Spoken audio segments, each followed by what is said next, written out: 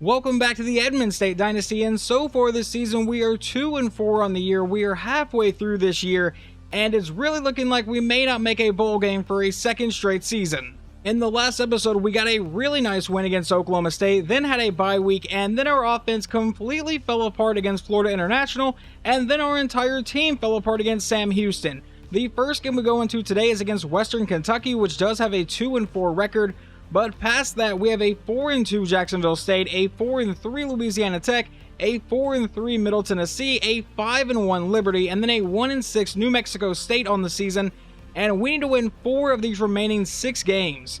There is not really anything to show you in recruiting for this week, so let's go ahead and just jump into this game and see if we can't get back on track today.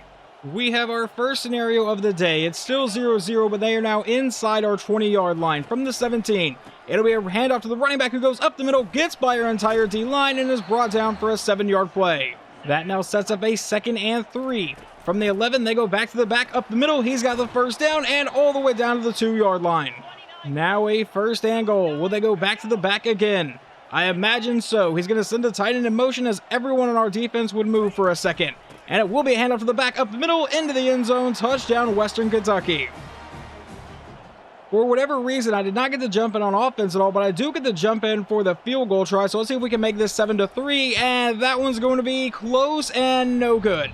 We get another defensive scenario on the next drive. It's still 7-0. Obviously, we missed that field goal. It's a 1st and goal for Western Kentucky to the outside, and he is into the end zone. Another touchdown.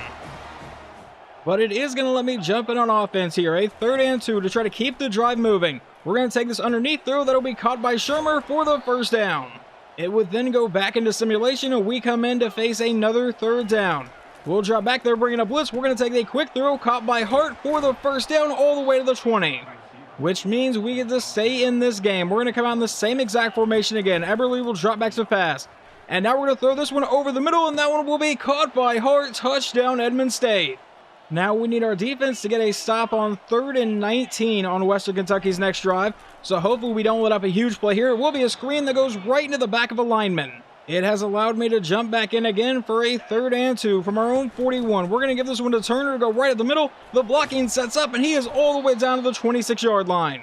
But it would then once again go back into simulation, and now we face a 3rd and 9 from the 25. Eberle will drop back to pass. We're just going to take off up the middle with our quarterback for the 1st down, and he will get all the way down to the 12. Now the clock is still running. 1:25 to go in the half. Out of a shotgun set, we'll drop back, and we're going to throw this over the middle, caught by Turner, and he will fight his way into the end zone, and we should tie this game up. In simulation, our defense would force a punt. We get the ball back with 46 seconds and 2 timeouts. So let's see if we can do anything with this. We're going to drop back and just get rid of that one. Now 42 seconds to go here in the half. Eberle back in shotgun again. We'll drop back. We're going to go down the sideline. That one may get picked off, but it is just knocked away. All right, unless Shermer breaks this for a big play, I imagine this will just take us into halftime. A 3rd and 10. We're going to run this jet sweep to the outside, and Shermer gets some decent blocking to the edge, has the 1st, and steps out of bounds. So it was not a massive play, but it was enough to keep the drive alive and stop the clock. Now out of shotgun, we'll drop back to pass again. Roll to the outside, throw this one downfield. That will be incomplete. Now a 2nd and 10. Eberle back in shotgun again. We'll drop back to pass and take the underneath route to Turner, and that one's going to fall incomplete as our running back got completely destroyed. We need to try to keep the drive moving again. Eberle out of shotgun. We'll drop back to pass. We'll take this throw underneath. Never mind, it goes off the back of a lineman, and we will punt it away. But then the next scenario we get is a 2nd and 6 from the 18 as we are in the 3rd quarter. And we're going to take this RPO to the outside. That's caught by Hart, who cuts back in. And had he been able to make that safety miss, he was gone. But we do get a 1st down. On the very next play, we're going to give this one to Dylan Turner to go right up the middle. And will the blocking set up? It does a bit down to the 4 to bring up a 2nd and goal now. I have no clue if this is the same RPO or not, but we are going to run another RPO. This time we'll give it to Turner, and he's going to get met and brought down. A 3rd and goal from the 3-yard line. Eberle back in shotgun. Will looks to pass this time. Rolling to the outside. Needs to get rid of it at some point. Go into the end zone, and we find our man. Touchdown, Tony Livingston, our starting tight end, and we will take the lead. And here we have a big 3rd down, apparently, as it wants us to jump in. A 3rd and 10 from the 47. Can we get them off the field? He's going to the outside. He finds his man for the 1st down. Jumping back into simulation, though, we come out. It's a 3rd and 25 now from our 47. So surely we can stop them this time. It will be a screen to the outside. And the running back's going to make the catch up the middle, making people miss, and gets all the way to the 32. So I imagine that at least put them in field goal range, but I can't tell if they did anything. They would make that field goal, but the next scenario they let us jump in on, there are 7 minutes and 13 seconds left in the fourth quarter. We're going to come out with a handoff to Turner, who's going to go up the middle for the first down inside the 10. Now it's a 1st and goal from the 7-yard line. Eberle will drop back to the pass, and we're just going to take over with our quarterback, and he will walk into the end zone. Touchdown, Scissor-Tails. I cannot believe it did not let us jump in on defense on that drive, but Western Kentucky goes downfield and scores. Now we just need to run down the clock and get out of here with a win. Hand off to Turner up the middle, and we'll start this drive with a 9-yard carry. Now with a 2nd and 1, Eberle will take the snap, and they're bringing a blitz, so we'll take that RPO to the outside to Hart for the first down, and a lot more. That should take us down to the 2-minute warning, all the way down to the 31-yard line. Both of us do have all 3 timeouts. We come out under center and give this one to Turner. The blocking, I really thought, set up better than that. We get a 3-yard carry. It really looked like to me he was going to get to break that, but now a 2nd and 7. We'll take the snap. It'll be a read option that we give to Turner, who goes up the middle inside the 5 and fighting his way down to the 1-yard line as they burn that 2nd timeout. With 1:53 to go in the game, Eberle back in shotgun. We'll take the snap and we'll give this one to Turner, and he can easily walk into the end zone. And that would set up your final score of 35-25. So we snap our 2-game losing streak, and we start this episode off on the right foot, getting a win. The final stats for Morgan Eberle actually look really good today. 16 for 29, 227, and 3 passing touchdowns. He also came in and ran for a touchdown, and so did Dylan Turner, along with 125 yards on 21 carries. And then receiving, Hart 104 and a touchdown, Livingston got a touchdown, and Dylan Turner even caught a touchdown. Now let's see what happened over on defense. That goes to Jonathan Hall, our starting safety, with 13 tackles, and Tyree Casper, one of our starting corners, with 12 tackles, both led the team. Isaiah Hastings got 1.5 sacks, along with Stephylan Green. I think I said your name right, probably not. Del Slade came away with a sack, and then Nick Ortiz and Marlon Worthy both got half of one, and we got no interceptions. Following that game, we get a brand new receiver in Andy Boswell, a 3-star out of Dublin, Georgia, and we don't get anyone else, but at least we got him. Let us take a look at the receiver that we just got with Boswell. He's going to come in with 93 speed. As you guys know, I really like to recruit receivers with speed. 89 acceleration, 75 deep route. That release is not great, and his catching's only a 75, but he's really not going to be worse than most of the guys on this team. So we managed to keep our hopes alive of a bowl game. And now we get to our back half of the schedule, where we have 5 straight home games. I was really not able to change any of this. This is how the computer auto-generated our schedule. It's a little bit weird, but you know, I will take 5 straight home games when we only need to win 3 to get to a bowl game. If you don't remember our game last season against Jacksonville State, it was absolutely wild. It was a high-scoring shootout where we had to come back, I believe, down from like 24-7 at one point. We ended up winning in overtime. It was a lot of fun. I'm really hoping we can kind of repeat something like that today and get out here with a win. As you can see, I have put us in one of our alternates today. I don't think I've actually shown you guys our other alternates. We have 2 more. I just haven't used them at all. But as we jump into this game, it is 7-7 here in the first quarter, and it just wants us to take over on this drive, and we're going to start with a loss of 1. All right, let's see if we can get the offense going a little bit. We're going to send Shermer in motion. It's going to be a jet toss out to him, and the blocking held up for a second, and he's going to get close to the marker. It sets up a 3rd and 2. And from here, we're going to count on our offensive line to get us the first down. So it's a handoff, and Turner is murdered in the backfield. We would punt it away, but then it would give us the same exact scenario of just a big first quarter drive. We're going to come out with a run play to Turner and start this with a gain of 3. So we've already started better than we did on the last drive. Now we face a 2nd and 7 with a 5-wide set. We'll drop back to pass, and he's going to get sacked on the play. And I'll be honest, that one was fully on me. I held onto the ball way too long. But now on a 3rd and 14, we're going to drop back to pass and try to buy some time, break away from that sack, but ultimately get brought down and have to punt it away again. It will now finally have us jump in on defense for a 3rd and 6 from the 44-yard line. It's going to be a play fake. Now going downfield, he finds his man open for the first down. We would go back into simulation for a few plays, and now we start the second quarter with a 1st and goal from the 6-yard line. He'll drop back to pass, going to the end zone, and somehow that's incomplete. I'm not 100% sure how no one came up with that one since he was right there, but whatever. 2nd and goal from the 6-yard line. He's going to send it tight into motion. We're going to bring a linebacker on a blitz. It's a read option to the outside, and he will walk into the end zone. We have a 3rd down at the 50-yard line, so it is letting me jump in here. Eberle out of shotgun. We'll take the underneath throw. That'll be caught by Shermer, and the drive stays alive. It would go right back into simulation, and now we face a 3rd and 4, where we're going to give this one to Dylan Turner, who will follow his blocks up the middle for the first down, once again keeping the drive moving, but it goes back into simulation. The next scenario we get is just a single play. Later, we managed to get to the 14-yard line in sim, so now we're going to run this RPO to the outside. Hart's going to make the catch inside the 5 and get brought down to the 3. Let's run this jet toss and try to tie this ball game up. Dominique Speed comes in motion. Please blocking hold up, and it does, and Speed can walk in completely untouched. The very next scenario we get is an offensive one, as we are tied at 14, facing a 3rd and 1 from the 43-yard line. It's a read option that we just give to Turner. He'll make that man miss and fight his way all the way down to the 33. Our offense will then get into the red zone, so a 1st and 10 from the 14-yard line. Eberle will drop back to pass. We're going to roll to the outside. Is anybody going to defend this side of the field? It does not look like it, as Eberle can walk into the end zone. And we get another offensive scenario here. With 1:52 to go, we get to come in up by 7. Our defense is apparently playing really well in sim, and we're going to start with a quick throw to Shermer for a gain of 8. Now a shotgun set as the clock continues to run. We'll drop back to pass, and we're going to try to go to the tight end, but that's going to fall incomplete. With 1:35 to go here in the half, we just need to keep this drive moving. That's a handoff to Turner, and we will keep the drive moving with a... Okay, they rule he didn't get that? Are you kidding me? He was definitely across that line. Whatever, we're going for it. Why not? Jet pass. We're going to try this one. If we get blown up in the backfield, this is a really stupid call. But if it works, it's a really genius call. One of those scenarios. It's a toss out to Shermer to the outside for the first down, and he's forced down to the 38. The clock has now run down to 1:05 to go here in the opening half. And we're going to start with the next play is going to be a quick throw to Fowler for a gain of 6. Obviously, I'm trying to move downfield, but also burn some time. I don't want to give Jacksonville State another possession. 2nd and 4 from the 32. We'll drop back to pass. And we're going to get sacked on the play. Yep, all right, 3rd and 17. Let's see if we can at least get back into field goal range.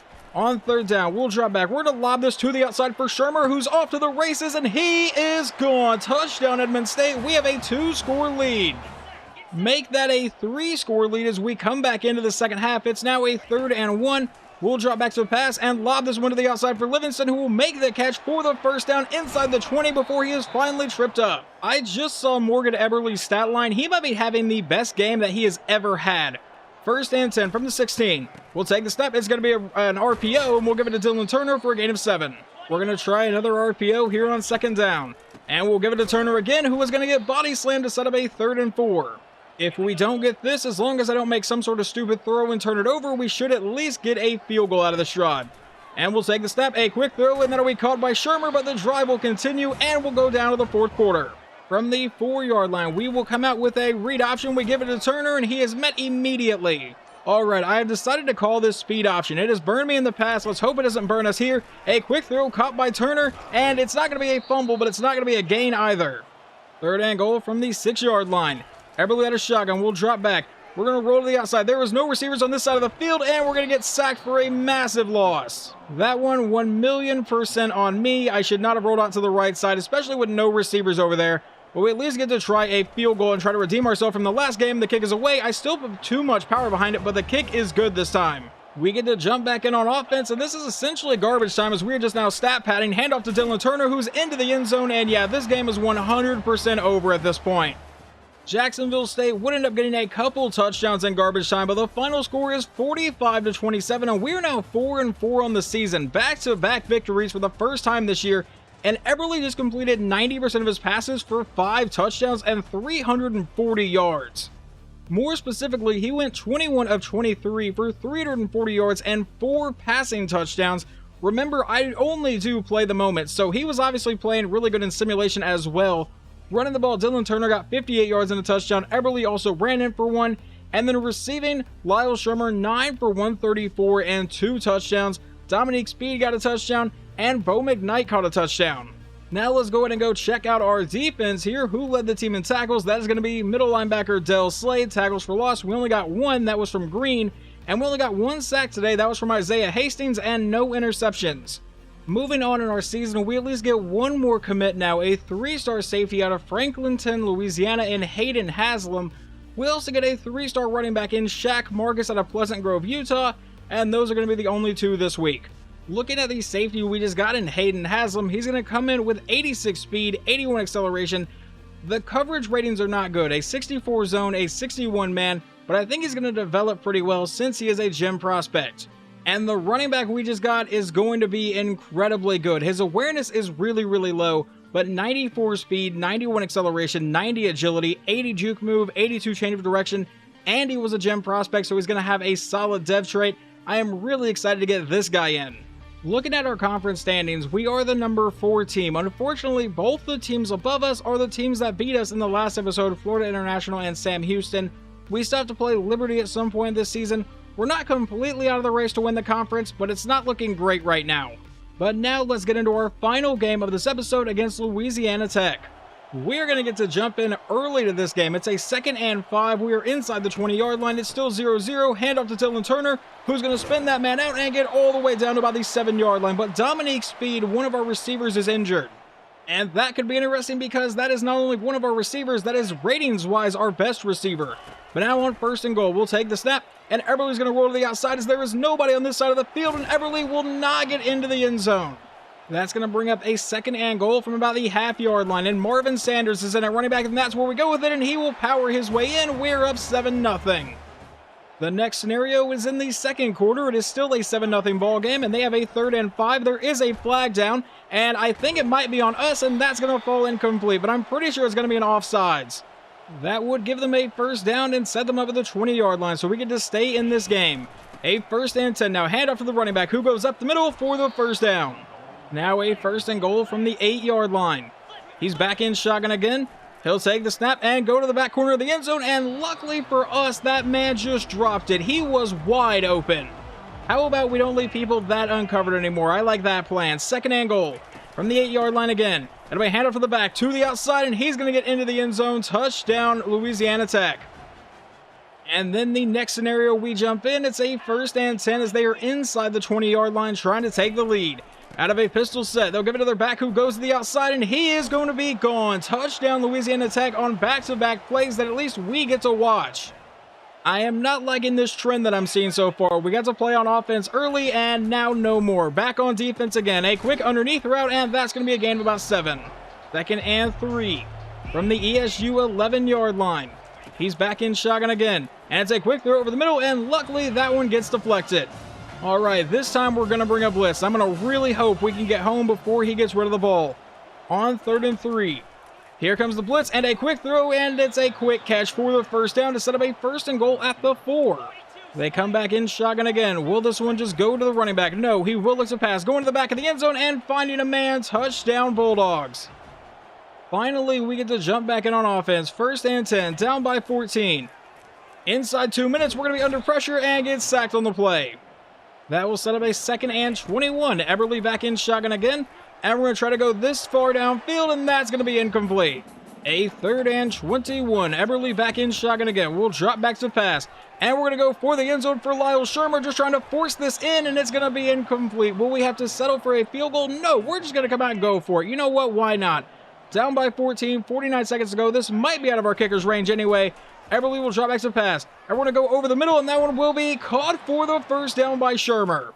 I'm sorry, was that not actually caught as we continue next moment? No, apparently that was actually incomplete. I just assumed he came down with that.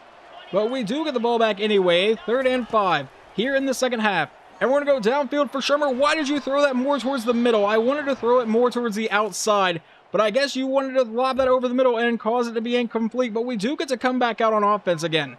So I guess that's good. Our defense has decided to show up here in the 2nd half. On a 3rd and 4. We're going to audible that on Hart to a post route because I like the way the defense is set up for that. And it looks like they're going to cover that pretty well. We'll just take up with Everly to the outside and now come back and throw downfield. Caught for the 1st down by Shermer all the way down to the 7. That was a lot to happen there. That might be one of the longest uncut sequences in this series so far. 1st and goal from the 7. We're going to send Shermer in motion. It'll be a jet toss to the outside. And the blocking is not exactly set up great, but we get down to the 4. 2nd and goal. Everly back in shotgun again. We'll take the snap. And we're going to dance around the pocket under pressure and get sacked on the play. I have got to start committing to what I want to do a lot sooner. 3rd and goal from the 13-yard line. And this one's going to Shermer, and that one's going to get intercepted. I thought I could fit that in on the post route, and no. But once again, our defense gets us the ball back. It is still a 14-point game now in the 4th quarter. And this draw play to Garcia gets blown up immediately. 2nd and goal from Everly. Garcia's still in the backfield. We'll take the snap, and we're going to roll to the outside. No one on this side of the field. Can Everly actually outrun people this time? Yes, he will. Into the end zone. Touchdown, ESU. And I think the game is now afraid to let me jump in on defense because it's not letting me do it. But now on a 3rd and 1 on our next drive, we are down by 7. We're going to send Shermer in motion. It'll be a toss play. That's actually Fowler. It's not even Shermer, but the blocking sets up for the first down. It would go right back into simulation where we now face a 3rd and 9 from the 32. Everly will drop back to pass. And we're going to try to go over the middle, but that one's going to fall incomplete. Now, do we kick a field goal or do we go for it? I'm not even sure what happened, but now it wants us to jump in on defense. I honestly have no idea what we did because now it's a 1st and goal from the 9-yard line, still a 7-point game. So I imagine we either punted or missed a field goal, but now they're going to give it to their back to the outside who was met and brought down.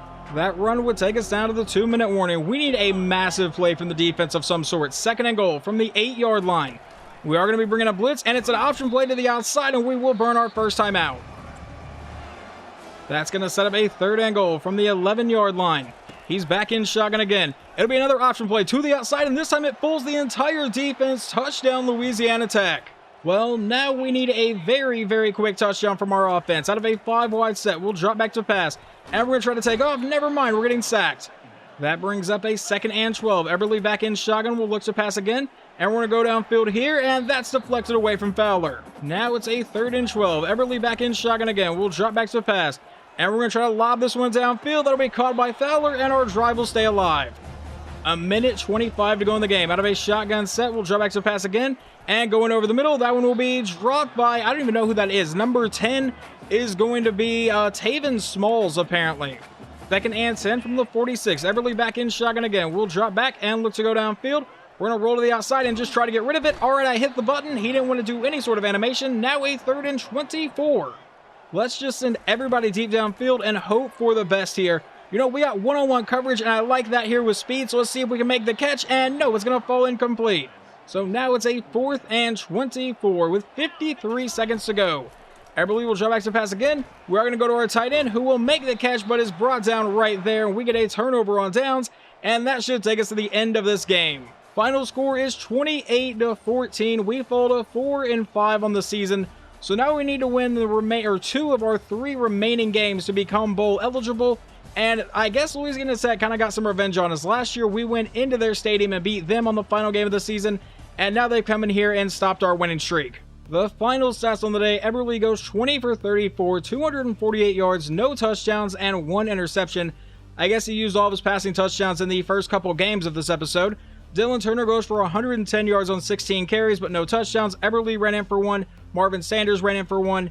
And then receiving our best one was probably Lyle Shermer, 6 for 85, but he is currently injured. I noticed that because we were seeing a lot of the backup receiver Fowler instead of Shermer. But Livingston, our tight end, got 6 for 62, so we had a pretty solid day as well. Then over on defense, that is going to go to Del Slade with a total of 7 tackles, and he got 2 tackles for loss. Celestin got 1, Worthy got 1, and then in sacks, Worthy got 1 of those as well, and then Hastings and Greenbowl shared 1. Interceptions, we got 0. Obviously, that loss does really suck for us, but we do get a 3-star defensive end to kind of make that feel a little bit better from Martin Pujols, and then we also get a 3-star guard from Daryl Whitaker. Well, I wasn't expecting to get another one. We got a 3-star right end from Anthony Fielder, so we got both a left and a right end. Hopefully, they both develop and become like our edge rushers of the future. The guard we just got, Daryl Whitaker, has some pretty solid stats, but some pretty bad ones as well. He is not a gem prospect, unfortunately, but will come in with 76 lead block, 88 impact, 71 run block finesse, 83 strength, 71 run block, but unfortunately does have 65 pass block. And it listed Anthony Fielder as a right end. We will see how that goes in the offseason because he is actually one of the athletes that I was recruiting. He's going to come in with 80 speed, 79 power move, 86 strength, 73 tackles, 71 hit power, a 53 play rec, which is not going to be very good. But then the gem prospect we got, Martin Pujols, is going to be, I think, a really good player for us, and hell, may even start for us next season. 78 tackle, 85 block shed as a freshman is going to be absolutely amazing. In the next episode, we will wrap up the rest of the regular season here in Season 2 and see if we can make a bowl game. We need to beat 2 of these final 3 opponents. New Mexico State looks to be a pretty bad team, but Liberty is currently ranked 25, and Middle Tennessee State is sitting at 6-3, so obviously they're a pretty decent team. We'll handle that in the next episode.